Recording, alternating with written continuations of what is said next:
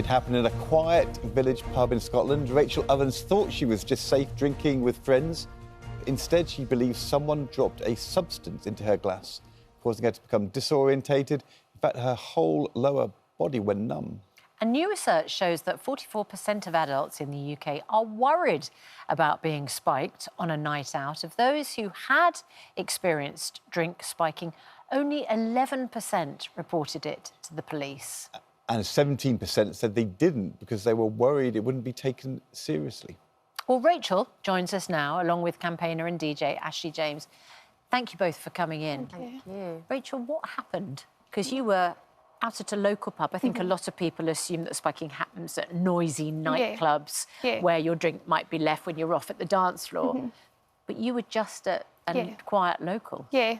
So I was out with my friends for my friend's birthday and I was working the next day, so I wasn't planning on going out and having a late night. And I was maybe only there a couple of hours when me and my best friend took our other friend out to our car to see her away safely.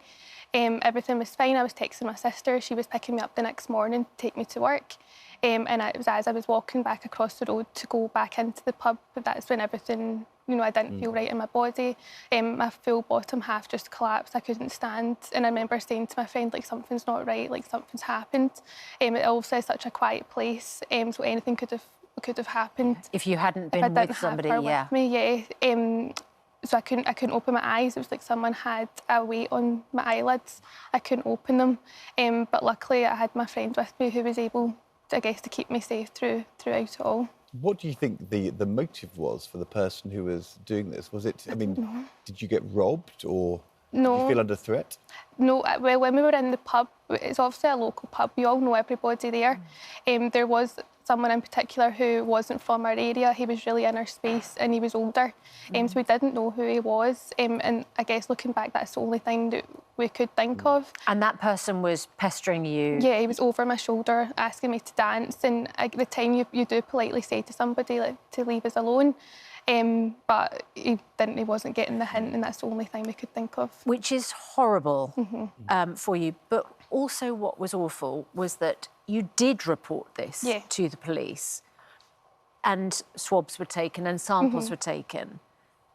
But what's extraordinary is, when did you receive the results of all those tests? It was after a year. A year later? Yeah. So I guess at that point you want to get your life back to somewhat of normality, but it's always in the back of your head, you're waiting on these results to come through. And then when it does, you do get the results, you're not expecting it. So it was a bit of a shock. And it makes no sense at all, does it? I was going to ask, what were the results? So they found a large dose of morphine in my system.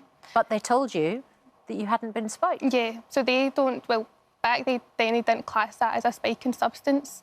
It must not be commonly used, but personally that wouldn't have been in my system normally. Of course not. And I think you know the effects that morphine can have on somebody's system, and I guess that relates to how I was. What did the police say as to why it took so long? I don't know. I guess I was quite lucky in the sense that I've got family in the police and I know people, so I was kind of expected that these won't come back as quick as you maybe hope they would. Why? I don't know. And I think... It doesn't make any sense. No. And when I did get the results back, I guess I didn't want to go through all that trauma again. It was so traumatic. And I know that police investigated, but they couldn't see who the individual was on the CCTV because it was too dark. And as you say, at the time, that wasn't considered a spiking offence. So you've been left with no answers and no justice. The irony of all this is, what were you studying at the time and what were you doing? So I was studying television and radio at the time, and I was doing my dissertation project on women's safety and spiking.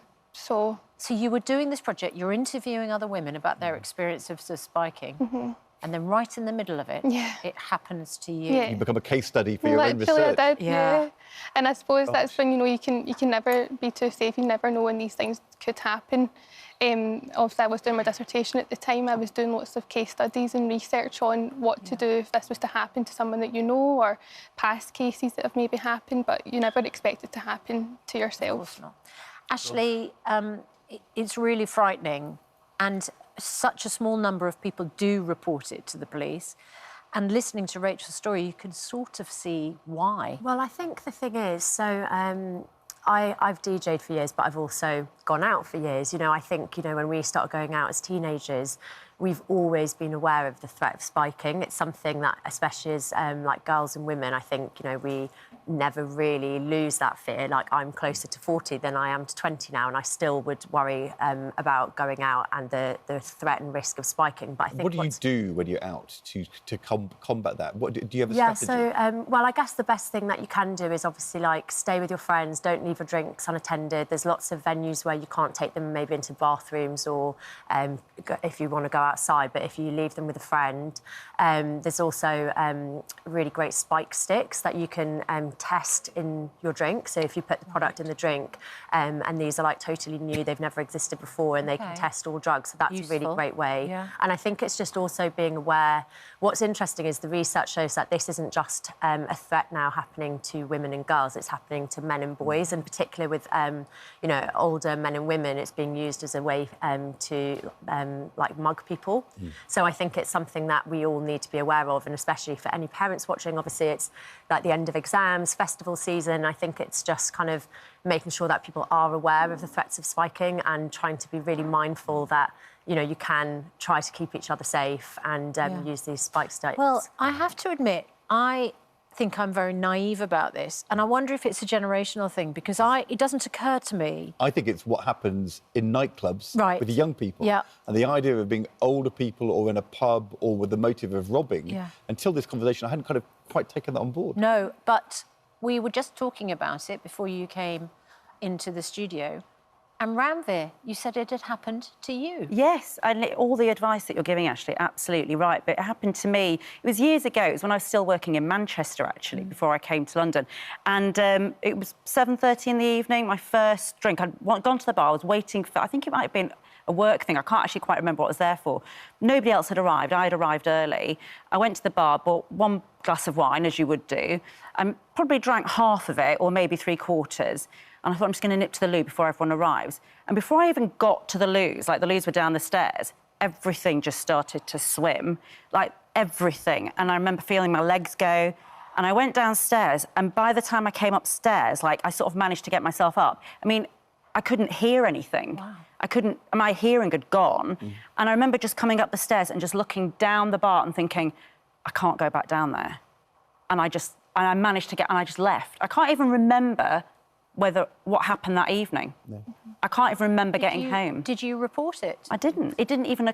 Weirdly, this was probably about 12, 13 years ago, so it didn't occur to me to report it. But interestingly, we've just been talking about it. My female producer, who's in the gallery at the moment, just said, oh, it happened to me. So it's amazing how common it is. Yeah.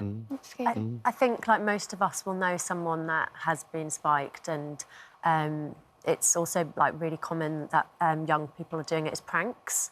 So, you know, it's like there's so many different motivations. So it might not be a criminal exactly at the moment. Motivation. At the moment, exactly.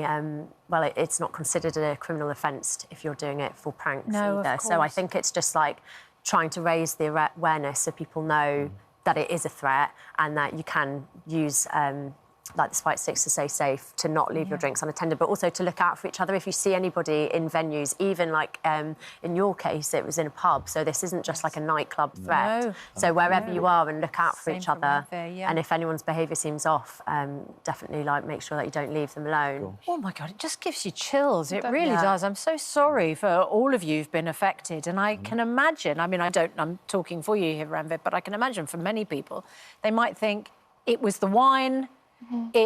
Maybe, you know, in your case, obviously, you'd only had a couple of sips. Yeah. You know, maybe there was something wrong with the drink. Well, the interesting thing is, I think from what you two are saying, what I'm saying and what my producer's saying, is that you instantly know there's something weird has happened because you know yourself that this isn't a normal physical reaction to having it's not a normal alcohol You know reaction. straight away that there's something wrong.